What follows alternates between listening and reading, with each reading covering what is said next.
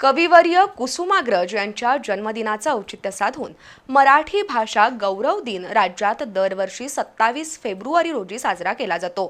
शुक्रवारी हा गौरव दिन कोल्हापुरात विविध साहित्यिक उपक्रमांनी पार पडला। मराठी भाषेची अस्मिता टिकवण्यासाठीचा निर्धार मराठी प्रेमींनी यावेळी केला।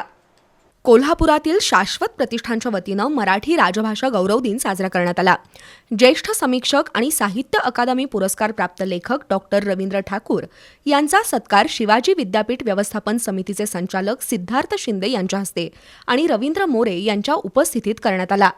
सत्काराला उत्तर देताना डॉक्टर ठाकूर यांनी सुसंस्कृत समाजाची जडणघडण होण्यासाठी मराठी भाषा टिकली पाहिजे असं मत व्यक्त केलं।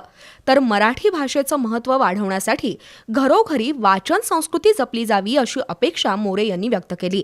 यावेळी कार्यक्रमाला डॉक्टर गुरुदत्त म्हाडगूत, निखिल जाधव, ओंकार वनारसे, हिदायत मणेर, प्रशांत कुलकर्णी यांच्यासह मान्यवर उपस्थित होते। मेन राजाराम हायस्कूल आणि कनिष्ठ महाविद्यालयातही मराठी भाषा गौरव दिन उत्साहात संपन्न झाला। यावेळी बोलताना प्रमुख पाहुणे डॉक्टर संतोष माने यांनी मराठी भाषा केवळ संवादाचं माध्यम नसून ती आपली संस्कृती आणि अभिमान आहे असं प्रतिपादन केलं। कार्यक्रमाच्या अध्यक्षस्थानी प्राचार्य गजानन खाडे होते।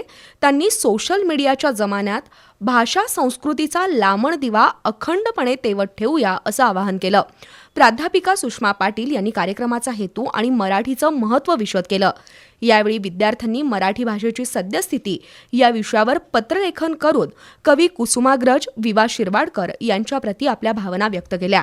कार्यक्रमाला बाबासाहेब माळवे, विकास पाटील, अनिल लाड, वनिता खडके, बाबूराव यादव, दीपा लोहार, राजू मोरे, संगीता चव्हाण यांच्यासह मान्यवर उपस्थित होते।